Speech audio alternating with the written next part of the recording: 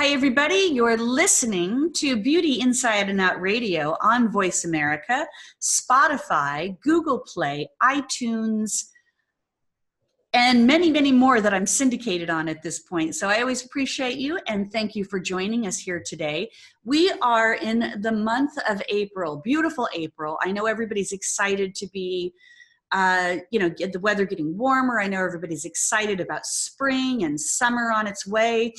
And this month, for the month of April, we are really working closely with our guests this month to be all about inspiration. So we're taking beauty on the inside, and we're going to be talking about inspiration. Inspiration from the point of view of beauty to all the way to leadership, astrology, being able to look at your life from a life perspective. And then even we're going to finish out the month with love. So let me give you a little bit of our lineup before I introduce my very first and wonderful guest with you. Next week, we're going to be talking to Gary Howell, and he is a life coach. And it's really about, going beyond positive thinking and how that supports a bit of wellness with us. And as we go into week 3, I actually have a guest. His name is Samuel Reynolds, and he's an astrologer. Now, I know a lot of people kind of find this a very controversial subject. Some people believe in it, some people don't. But I can tell you with what just happened yesterday with, the full moon, the full worm moon, the equinox, the first day of spring, Mars in retrograde, all that stuff. I hear people talk about it all the time. So whether you are a believer in the sun and the moon and the stars or not, our guest Samuel is going to bring some perspective and some history to the definition of astrology. And then we'll close out the month with Dr. Gary Salyer. And he wrote a beautiful book, and it's all about love. So we're going to be talking about how to find love and what may be preventing us from having that healthy relationship in life. So we've got lots of inspiration to be able to share with you this month. But first, the inspiration that we're going to be talking about is one of my guests that has been invited back because I really enjoyed the first conversation with him, and it's Dr. Arthur Ciaramicoli, and he has written a new book, and I can't wait to tap into it, Dr. Arthur, because it really is well done, and all of the key words that I think are missing to some degree in society today, you ended up incorporating into the book. So I'm excited to be able to share this with my listeners, and I'm excited to be able to hear more about your inspiration behind the book. So welcome. Thank you very much, Bonnie. It's good to be talking with you again. Yeah. So last time that you were on the show, we chit-chatted from a perspective because you really see value in the emotional connection with people. Mm-hmm. What had you write this book, The Soulful Leader? Well, I wrote this book because I'm so disturbed by what's happening in our country, not only in the corporate world, but in the political world, because I think we have, unfortunately, many soulless leaders. And I think the lack of ethics and integrity and just understanding the value of positive connections has really been lacking. So I wanted to write a book talking about soulful leadership because I believe in soulful leadership, what I call AIE leadership, authenticity, integrity, and empathy. Because I think when people lead that way, believe it or not, profits increase in business and in corporations. I know you know that. But I think, many people lead through aggression and fear. And when you lead through aggression and fear, you cause a stress reaction in your employees, and they don't want to come to work. They particularly don't want to help you do well. And everything goes downhill from there. So I was very motivated to write this because many people are thinking that this is the worst time in our culture. 65% of Americans just a few months ago said they believe this is the worst time in our culture in their lifetime. So we need people who lead differently. Yeah. Who lead with authenticity.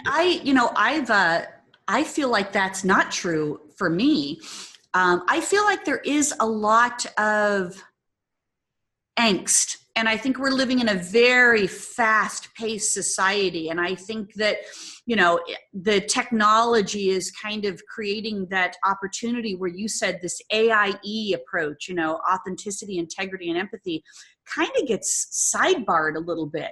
So I'm glad that you've created something for the Soulful Leader, and to be able to look at how every day we can take on some of these words, you know, like authenticity, integrity, and empathy, and bring them into our day-to-day life, because it makes a difference. And sometimes you don't even have to be the leader to bring them in. Yes. So I like I definitely like where you're going with this. Let me give everybody a little bit of history about you. So you have a PhD in education, and you're a licensed clinical psychologist who's been treating clients for more than 35 years. So you've seen probably people under a lot of stress come to you, right? Yes, for sure. Yeah. So are you located in New York or Massachusetts? Well, you're up in Boston area, right? Massachusetts, yeah. Yeah. And, you know, and one of the things that you've done is you've been a contributor to the Creative Living Foundation as the former chief medical officer. And tell us a little bit about that. Well, I was the chief medical officer for soundminds.org, which was a mental health site it was a free site that we provided lots of information. I developed apps for them on depression and anxiety. Which is a big thing going on in our society right now. I think that's one of the ones that I see we need to provide more information around, more education, and definitely more support. I mean, we hear a lot of times about our military, you know, coming out of their service and falling into these states of depression and you know, not coming back feeling whole and healthy. Yeah. But I think that it's very widespread. It's very widespread.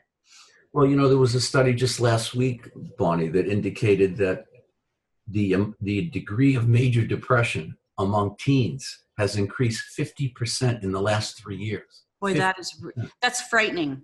Yeah. That's a frightening thing. But I can see that. I mean, can you see that as well in regards to people are living their life online, so that the perspective, the balance has shifted to real relationships, real connections, real compassion? Yes, I mean the technology. You know, I'm grateful for technology because it helps me, and I love to do research. But it has been a very negative effect on many people, not just teenagers, but adults as well. I was telling a friend on the weekend, I stopped by a place to get a sandwich on last weekend after I was visiting one of my grandchildren. And I went into this little place, and I'm sitting at the bar and there's a mother, father, and a son. And for 42 minutes, I timed it. They were on their phone the whole time. All on their phone. 42 minutes. No talking to each other. They're eating and texting. And, you know. And you know, I think that there needs to be like visual awareness of this, because I know we are all doing it occasionally, but I'm aware of it. Like, I'm consciously aware when my phone is consuming a little bit of that personal time, or even a little bit of that time with others. Yes. Well, you know, we've lost touch with knowing how to make connection. And what I try to point out in the book is that many capable people know how to achieve, but they don't know how to love. They haven't learned how to connect. And the adults in children's lives are working, you know, 60, 70, 80 hours a week, traveling, and very much chasing that rabbit of, I need more money. And if I get more money, everybody will be happier. And it's a myth. It's what I call performance addiction. It's the belief that protecting appearance and achieving status will bring love and respect. And it doesn't work. You can't get people to love you by how much money you have or how you look. Do you think too that it is that the end outcome and result people are looking for is money, or is it a false connection? Is it that they want to be known or have a level of status, whether it equates to money or not? Because I see that a lot in some of the industry that I represent, that I'm out there in, is that people want to be known, and they hope that it translates to money, but their strategy stops kind of short of profitable success. And it kind of goes towards, I just want, 100,000 followers on Instagram. Well, it's either money, status, or appearance, thinking that that Right. is going to bring you the love and respect that we all long for. All human beings want to be loved. We all want to be respected. We all want to be happy. But what brings that? You know, I wrote a book in 2000 called The Power of Empathy. And at that time, I couldn't prove that empathy makes brain changes. But Oh, now yeah. we know through functional MRIs that when you give and receive empathy, you produce oxytocin, which is what women produce when they're pregnant. It's a near miracle neurotransmitter that makes people feel generous, compassionate. It makes people trust you, and it makes people want to engage with you. And when you're in business, why wouldn't you want those chemicals in your employees and in your customers' brains when you're trying to deal and negotiate with them? You Yeah. know, it's been proven now that environments with empathy, business environments that have empathy, they have twice the profits of business environments that don't have empathy. Yes. And so define empathy for us so that we're clear on when it's missing and when we can bring it into our everyday lives. Empathy is the capacity to understand and respond to the unique experiences of another. It's very different than sympathy. Sympathy rushes in to console. Empathy is an assessment tool. It takes its time to look beyond the surface of another human being and into the heart and soul of who they really are. Sympathy rushes in because if you had an experience that I had an experience, we assume it's the same. And we immediately say, I know exactly how you're feeling. You know, I went through a divorce too, or I had a parent who died also. But we don't know that. We don't know if your experience of your parent or your job or whatever is entirely different than mine. It means putting us aside and actually listening. Yeah. Empathic listening means you're engaging in that other person, not me, you. And when we do that, give and receive that, we create a positive brain change. And environments like that, whether it's your family, whether it's your friends, or whether it's your business, everybody's happier when you have that positive brain change. Happy people are more creative, they're more productive, and profits increase. Oh, it's so true. And like one of the examples that I see a lot in the environment that I'm in is people's need to be right and protect themselves super exceeds empathy and compassion. Yes. And when they kind of are like, don't treat me that way. Why are you doing that? Why were you late 3 times or whatever these things are? And they kind of take it personal. They feel as though they need to direct the conversation based on, I need to be right, so you need to be wrong. And there's no empathy or compassion in that process. Yes. It's what I call pathological certainty. Ah, yes. That's good. That's You want good. to be right? Do you want to be happy? And do you want to connect with other human beings? And that's where authenticity comes in. Mm-hmm. Because soulful leaders, when they make a mistake, they acknowledge it and they learn from it and they encourage their employees to learn from it. And then they move on. And everybody feels less stressed because you don't have to pretend to be perfect. Everybody makes mistakes. Yeah. So give us, before we go further into the book, Dr. Arthur, can I call you Dr. Arthur? Sure. Okay. Of course. And give us a little insight into your history and the work that you've done, and what are some of the things that you're really seeing that had you write, Power of Empathy and the Soulful Leader? Where do you see the biggest disconnects that are happening, and how can we kind of bridge those gaps? I think that, the rates of depression and anxiety and stress in our society are of the highest in the civilized world.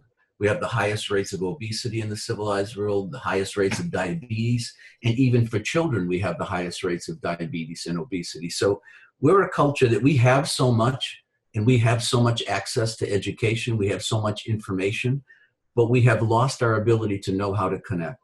Not only connect in our personal lives, but in our professional lives as well. So knowing how to connect, if you know how to listen empathically and cause those positive brain changes in another human being, you can make friends wherever people will drop you in the world. And people will want to follow you. It's contagious. People want to be around you when you're like that. And when you're a leader, whether you're a leader in our family or in our business, people can't wait to be around you. They want to learn with you. It's exciting. Everybody's growing. Everybody's reaching more of their potential. And that's what, so many times people think a clinical psychologist like myself, I'm going to point out what's wrong with people.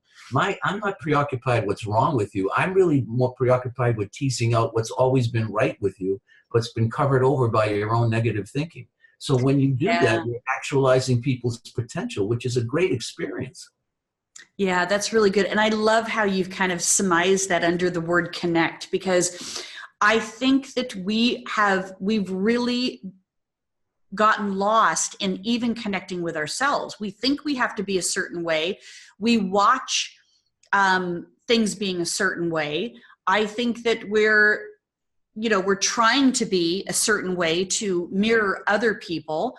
I think that the society we're in, from advertising and reality shows and things like that, have a tremendous influence on us, that we stop having that innate intuition or instinctiveness about ourselves and what our needs are. Yes. We're living our lives from the outside in rather than the inside out. Ah, that's beautiful. I love that. That is definitely a worthy tweet right there. Take a note on that. So give us a little bit more then. So we talked a little bit about authenticity and empathy. Tap into integrity for me. Well, integrity is, a person that has values and they live their life according to their values.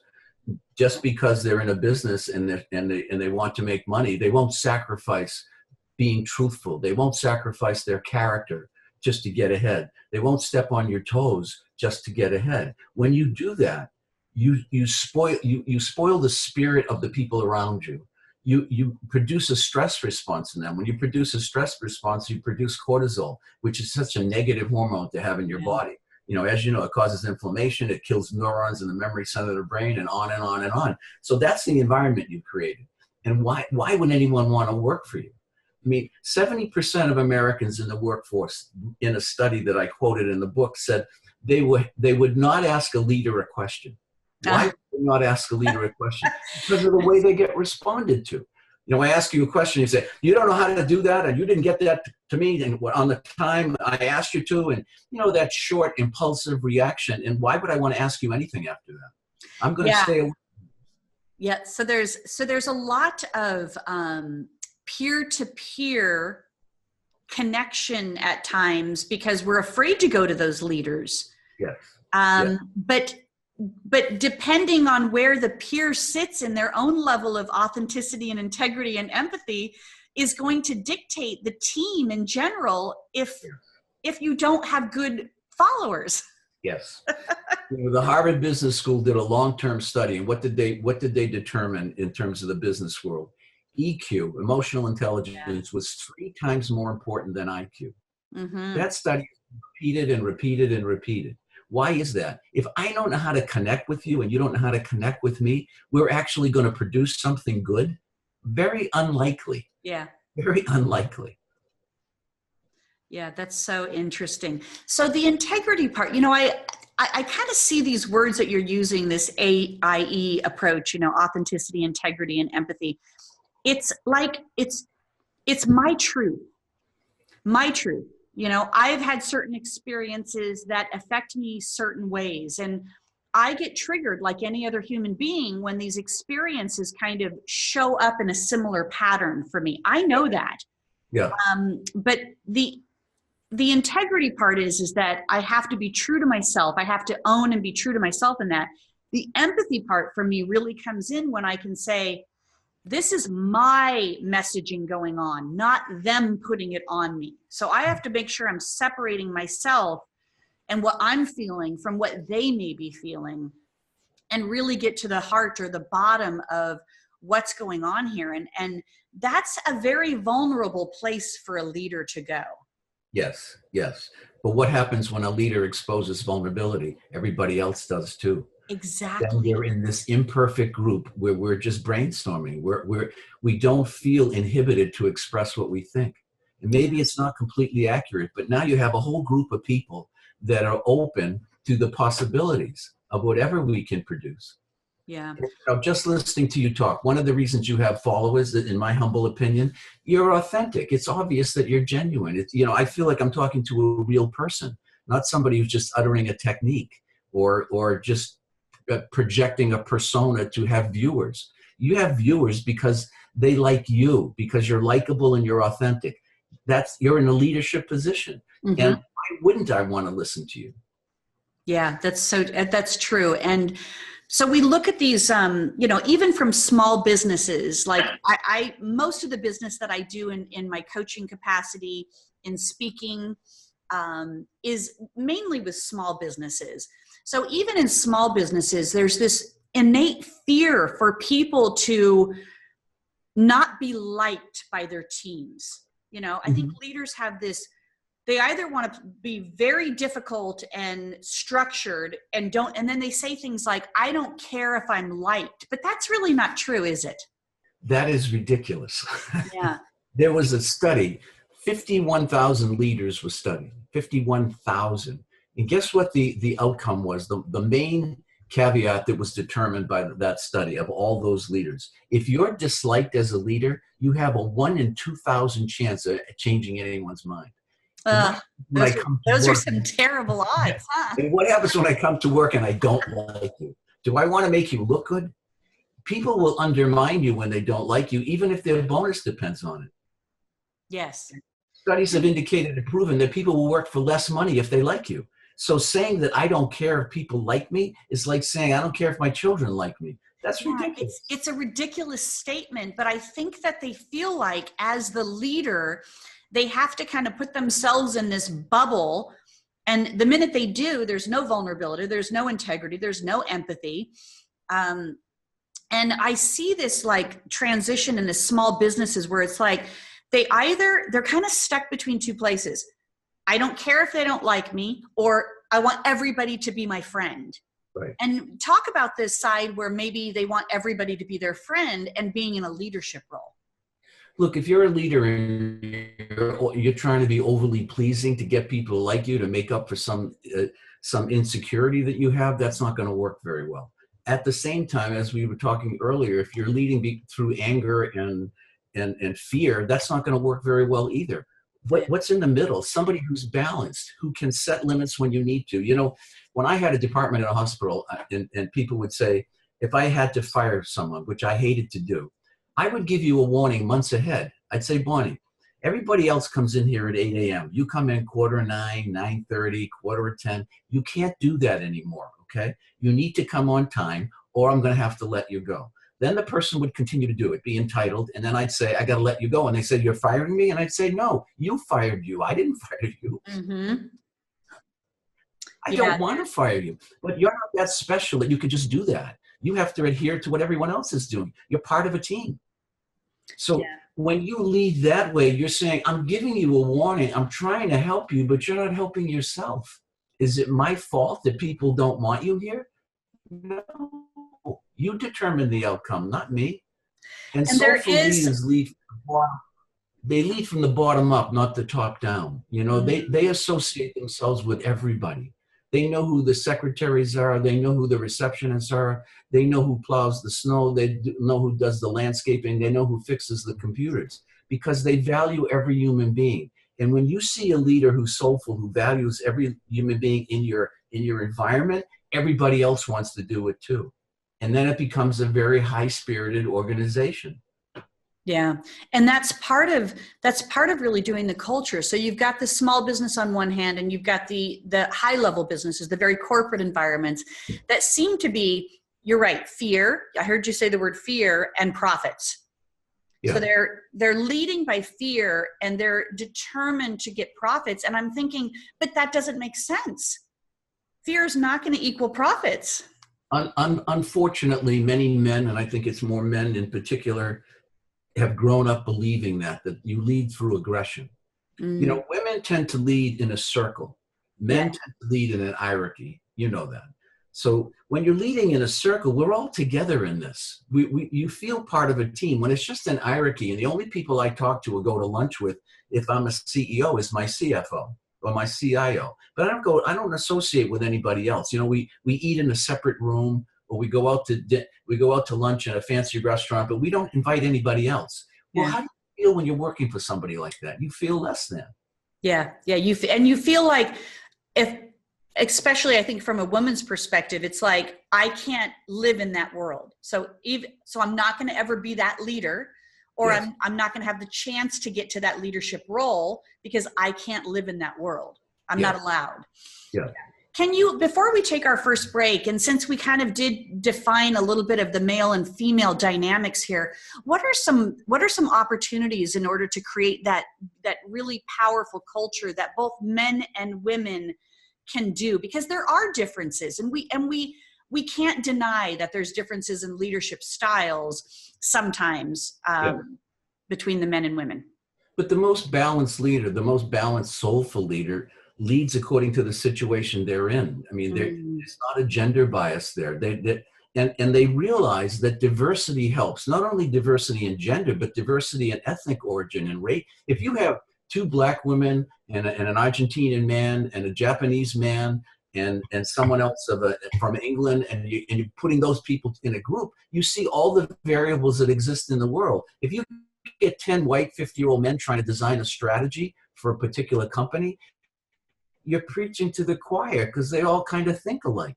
And soulful leaders are open to diversity. They don't have a gender bias. They don't have an ethnic bias. And they don't have a racial bias. They have a enjoyable people who want to grow and reach potential bias. Yeah, I love that. That's really great. Well, we're going to take a quick break right now. And I hope you guys are listening intently to this, because I mean, I'm fascinated by these conversations of leadership, because I see that leadership kind of just narrows down things into human skills. And we can all take on these positive human skills in order to have better relationships in life, and of course, enhance our leadership too. And so we're gonna take a quick break. We're gonna be back with Dr. Ciaramicoli shortly here, but I just want to let everybody know that be sure to go tap into my social media accounts, and if you want more information, further information in regards to beauty from the inside out, inspiration, all of this, you can find it on my pages at Beauty Inside and Out Show. And if you like watching the videos with my guests, you can also go onto my YouTube channel. Just look me up as Bonnie Bonadeo, and all of my shows are on the YouTube channel as well. So we'll be right back.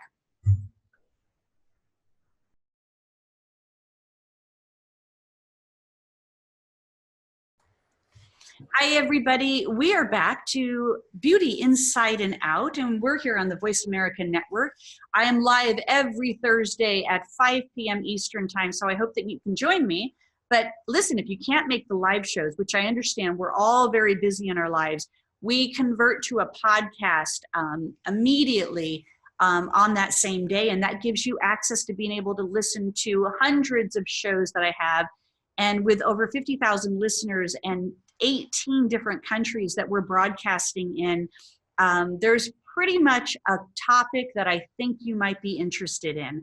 This month, we're in the month of April, and we're calling it Inspiration Month. And my guest today is Dr. Arthur Ciaramicoli, and he is a PhD and an EDD. And he has authored a book called The Soulful Leader: Success with Authenticity, Integrity, and Empathy. And in our first segment, we really tapped into all three of those words. But I like what you shared, Dr. Arthur, when you stated that we have to build a soulful culture. So how do we do that? How do we build a soulful culture? Well, we build a soulful culture when you have leaders that want to be of service. They're not just focused on profit, but they want to be of service to others. They are intimately aware of all the people in their organization. As I said in the first segment, they lead from the bottom up, not the top down. And they have passion. They have passion for what they're doing. And that passion becomes contagious. And they also really are very authentic and real, and they can acknowledge mistakes when they make them. That they don't hide behind what I called earlier pathological certainty. They acknowledge when they make a mistake, and they learn from them, and they help their team learn from them as well. So they're open to the possibilities of growth. Yeah. Let's talk from a perspective of really big here, from that corporate environment. What changes do you see could be made in order to create a more healthy work environment? I think you have to understand the role of empathy and the role of listening first. I Mm. think when you don't listen, when you're talking to someone and their mouth is going like this and you can see they can't wait to talk while you're talking, they're not really listening. And when you know a leader is not really listening to you or has little interest in your ideas, but just wants to flaunt his or her ego, it really creates a stress response and people really don't want to perform or be around you. When you know how to listen, when you listen with empathy, you slow everything down. And you're the voice of reason in conflict. That's what soulful leaders do.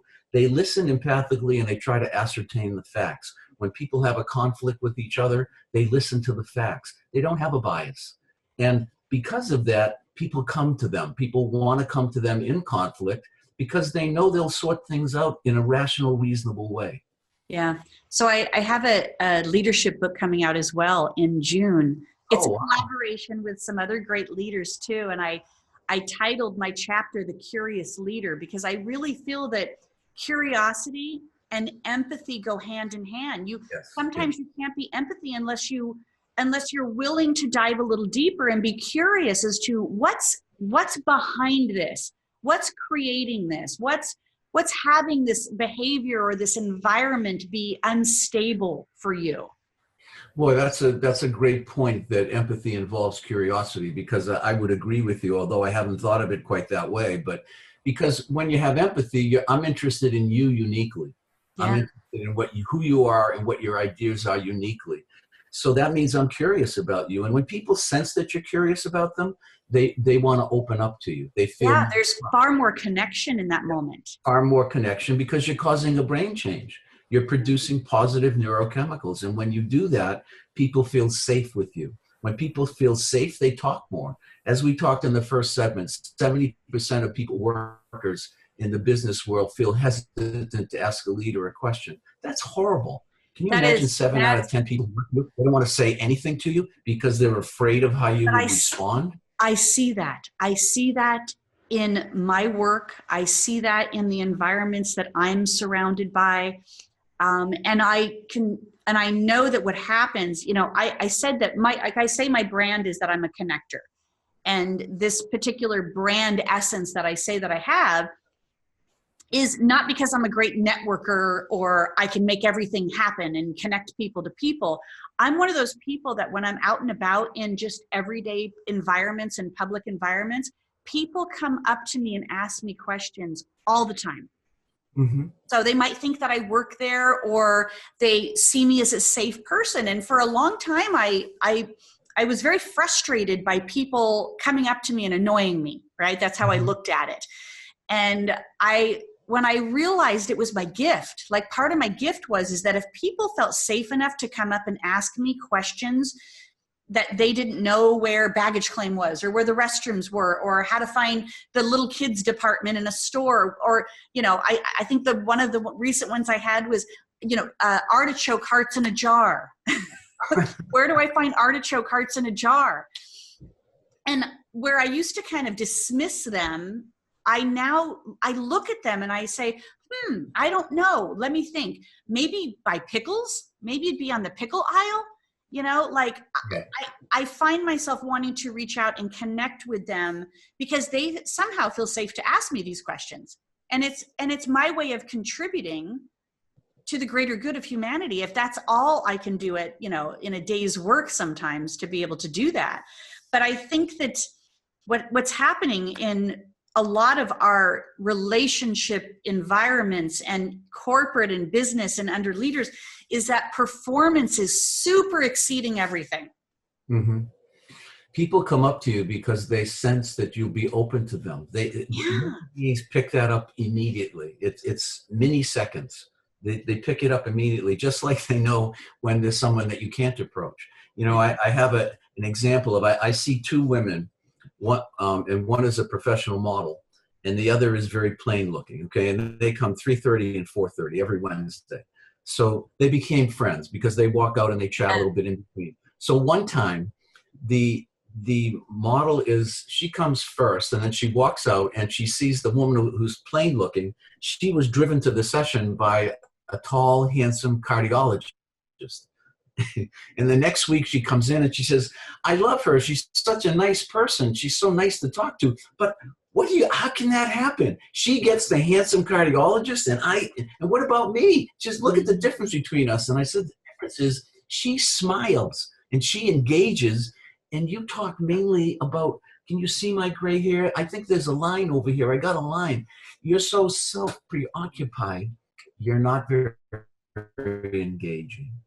And she really didn't understand that at all, because she's been on the cover of, magazines. And here's this plain looking woman who's just a delight to be with. Okay. Yeah. It's her personality. She becomes prettier every time you interact with her. Yeah, that's true. I love that. You wouldn't approach the model in a supermarket, trust me, because I don't think she'd say hello. I don't think she'd be smiling. Yeah.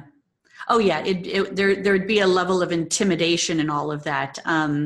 What was it that I got just yesterday? I got asked something. I'll think about it here in a minute, because it was funny. It was like, again, it was one of those moments where, I don't plan for, I was in a department store, and this woman goes, excuse me, but I didn't know she was talking to me, because I was kind of on another aisle behind her where we could kind of see through each other.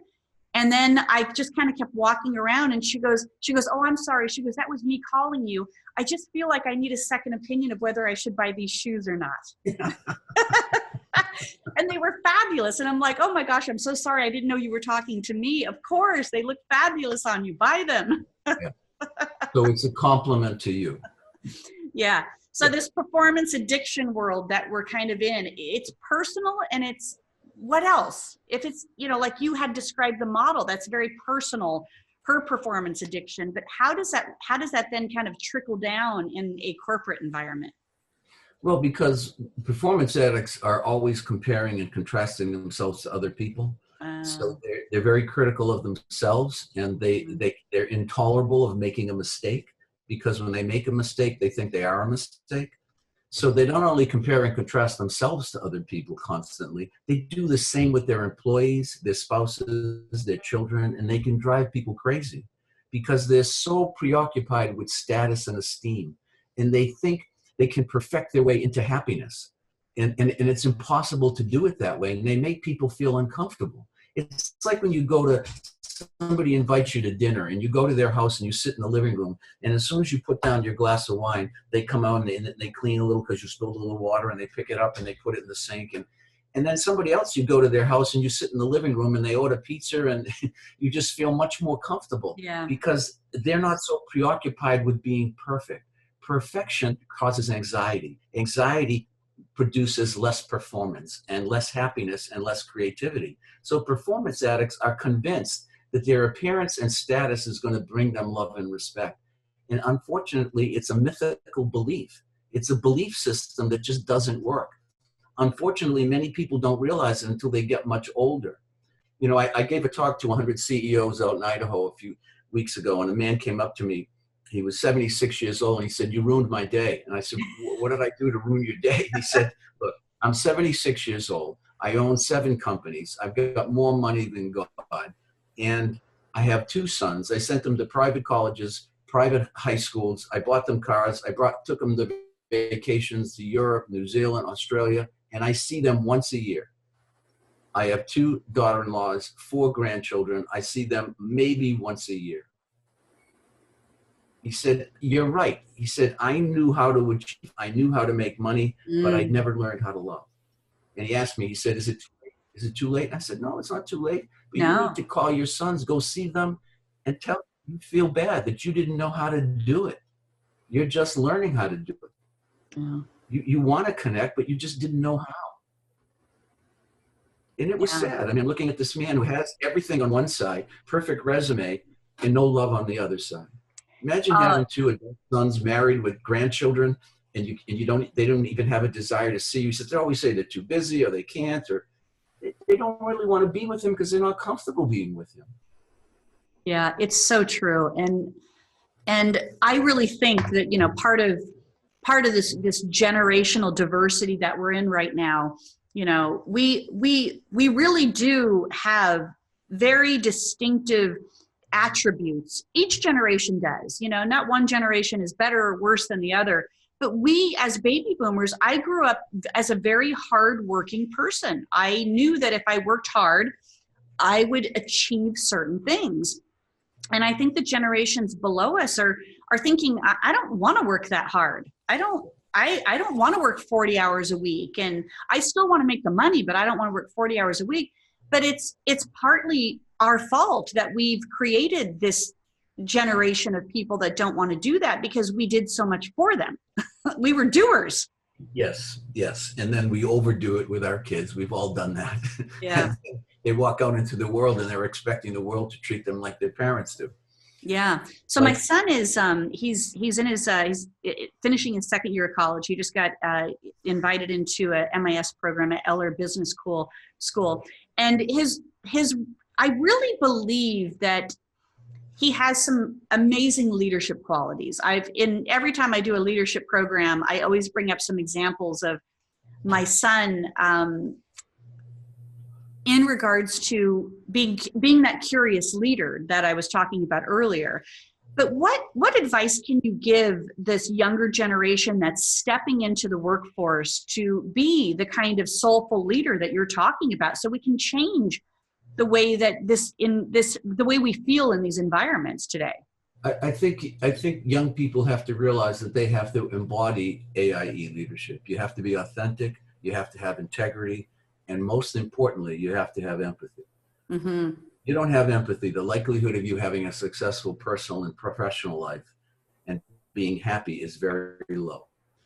Empathy calms us. It produces positive neurochemicals, and it does that in the people we relate to as well. If you want to be a soulful leader, you have to be a balanced leader. You have to lead a life outside of work where you take care of yourself and the people close to you. You have to know how to love so that when you go back to work, you're resilient. You can tolerate the stress of work and the difficulties in a work environment because you're coming home to something that's very enriching every day.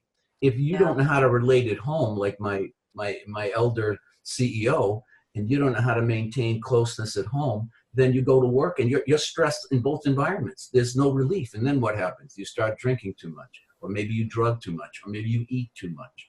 You have to look to some way to reduce the tension. Then you start taking sleeping pills. I see people in their 40s that come to see me who are leading small businesses or CFOs, and they're coming in and they're overweight. They have high blood pressure. They have high cholesterol. They don't exercise. And they're wondering why they're unhappy. And all they're thinking about is, I need to make more money. Or that the other side of it that I hear a lot of times too is, I can't take time off, or no, I have to work, or it's a busy time of the year. I can't go, I can't find time to exercise. I'm in traffic for an hour and then I'm working all day. And they're using these things as excuses because they're so focused on maybe the fear of losing their job or the fear of not doing their job well. And they don't understand that if you have a balanced life, if you know how to take care of yourself, you have proper nutrition, you get enough sleep, and more importantly than anything else, you know how to love with empathy. If you know how to do those things, you're going to be less stressed, no matter where you are. Yeah. But you have to learn that piece before. That's the foundation of being able to be a soulful leader. Soulful leaders are noted for having balanced lives. When you see them with their family, you see they're happy. They know how to relate. Their kids love them. Their little kids come in and they jump all over them. And they get down on their knees and know how to relate to children. They work with intensity, but they also have fun with abandonment. They know how to be spontaneous and just laugh. Balanced, soulful leaders, they can tear up at a funeral, but they're a lot of fun at a party. They don't have one way of relating. They relate given the situation they're in. They're present. Yes, they're present. Yes, exactly. They're really present. And so they have to be first present with themselves and their own emotions and feelings in order to really be present with another. Yes, and what they often don't realize is a lot of these very driven people are so driven because they're trying to compensate for some lack of self-esteem that they learned earlier about themselves. They learned some distorted things about themselves early in life. And they think because they're capable, I wrote a book called The Curse of the Capable, because a lot of very capable people, they can achieve, they can earn more, and they can enhance their resume. but they're not enhancing their love life. Yeah. They don't know how, they really don't know how to do that. And they think enhancing the resume is somehow going to make people love them. It doesn't work that way. Yeah, it's in some of the experiences and the work that I've done and the support that I've had through various entities and everything, I learned something very valuable, and it helped me to become a much better leader, because I was a bit of a bulldog as a leader, and only because I had these expectations that if I'm driven, you need to be driven. If I move this fast, you need to move that fast. And Yeah. and I didn't have connection with my staff, and I was put in awkward situations and even got fired from one company because they're like, you're a high performing person and nobody likes you. Oh, wow. I'm like, wow. And I was devastated, and I was hurt, and it was painful because I didn't know how else to be. But I discovered, one of the things that was kind of a foundational piece for me is that I am a survivor. I truly, endured things in my childhood that I didn't want to experience, and they were kind of my armor. So I was like pushing for success, and maybe in that performance addiction that you were talking about. And once I became kind of, like you said, more of a soulful leader, and I understood authenticity and integrity and empathy, I then became way more balanced. And in this balance, I started to thrive. Like it naturally started to thrive once I found some of this balance. And people like you that way. See, your personal story is so poignant and compelling because, you went from what you learned early on and maybe thinking to compensate for maybe the struggles early in life, you need to be a certain way. And then you learned that doesn't really work. It doesn't. And it listen, it wasn't like okay, so this doesn't work. It was a hard fall. And I needed support, and I needed the professionals. I needed professional people to kind of give me insight so I could say, because we get to this point in our lives where we just keep kind of pushing forward, and our patterns are very, very intact. Yeah. And I mean, even to this day, I still recognize areas that come up for me in this arena of, wanting to be this driven, high performing person. But then I think, but it's also going to affect my balance, my life, my health. And I don't want anything affecting my health right now because life is difficult enough. Yes. Yeah. Now, thank you for sending me my copy of the book. Oh, you're welcome. I really appreciate that. As I was kind of breezing through it, I haven't finished it, I'll have to admit. But as I was breezing through it, every chapter has a word that if we just spent time on each and every one of these words, like integrity, humility, happiness, tolerance, resilience, listeners, all of that, even if you took on one part of it, you could be a better leader. But what was your favorite part about writing this book?